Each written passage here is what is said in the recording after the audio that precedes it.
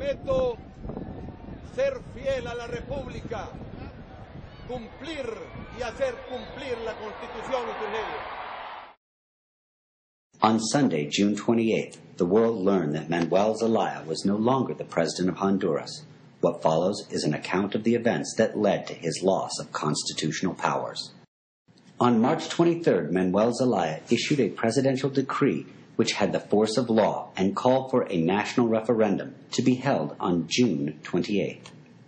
This violated the Constitution because the only body authorized to declare a referendum is the Supreme Electoral Tribunal.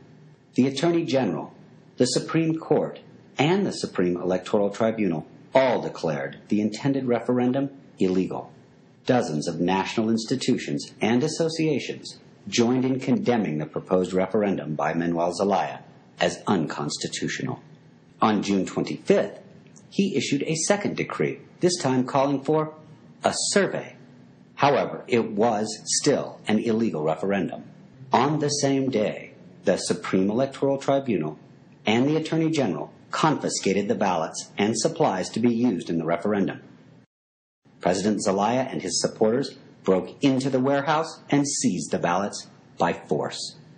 The specific violation made by Manuel Zelaya was to call for the replacement of the Constitution with a new Constitution, which is strictly prohibited by Article 239.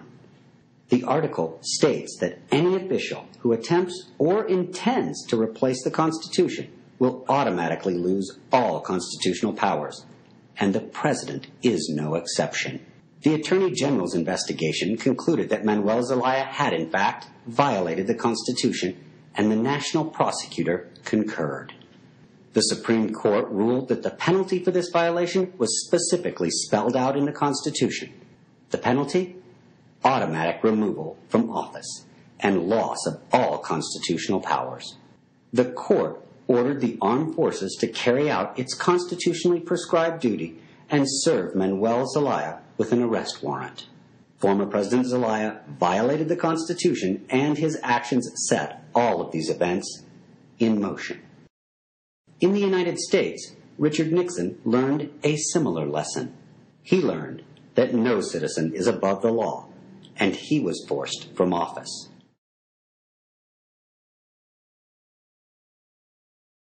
Given the fact that there is no immunity in Honduras, the Constitution does not provide for a process of impeachment.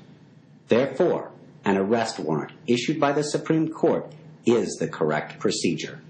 Could former President Zelaya have been treated differently? Perhaps, but the armed forces acted constitutionally and on the unanimous order from the Supreme Court. Today, democracy in Honduras is alive and strong because the Constitution worked.